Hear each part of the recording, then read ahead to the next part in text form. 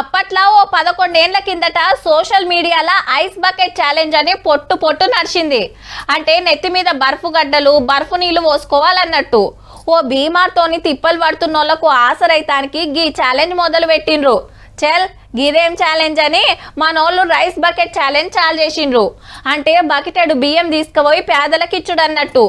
ఎవలకు ఛాలెంజ్ చేస్తే వాళ్ళు పోయి ఆ కార్యం చేయాల్సి ఉంటది. ఆ టెన్క చెట్లు నాటే ఛాలెంజ్లు సుతా నడిచినాయి. ఇక ఇప్పుడు గిది మన మోడీ సారు కొత్త ఛాలెంజ్ షురూ చేసిండుల్లా. భారతదేశం బరువు తగ్గించే కార్యం.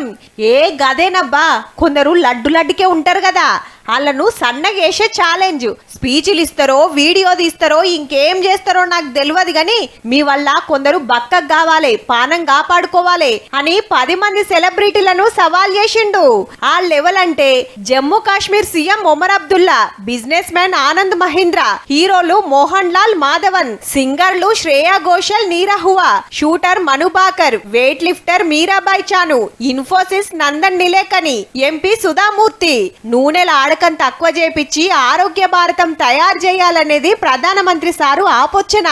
ఈ 10 మంది ఇంకో 10 మందికి, వాళ్ళు మళ్ళో 10 మందికి, ఇట్లా అందరు వేసుకుంటూ పోతే లావుగున్నోళ్ళను సన్నగా చేయొచ్చట. ఆల్రెడీ చాలా అయింది కూడా.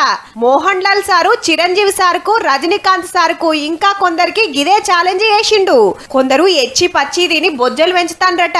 గట్టిగా 4 అడుగులు వేయలేరు. అడ్డమైన బీపీలు షుగర్లు మోపైతాయి. ఇక అప్పుడు బఠానీలు బుక్కినట్టు పొద్దుమాపు గోళీలు మింగే కథ కాబట్టే.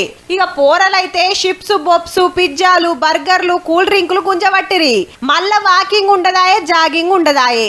మైదానంలో ఆడుకోర్రా అంటే ఫోన్లు ఆడబట్టిరి. రేపు ఇంకా డేంజర్ అవుతుందని గిట్లా సెలబ్రిటీల ఛాలెంజ్లతోటి ఎరైటి ప్రచారం చేపిస్తుర్రన్నట్టు.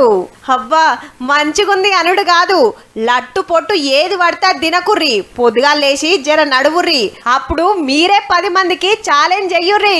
ఏమంటున్నాం?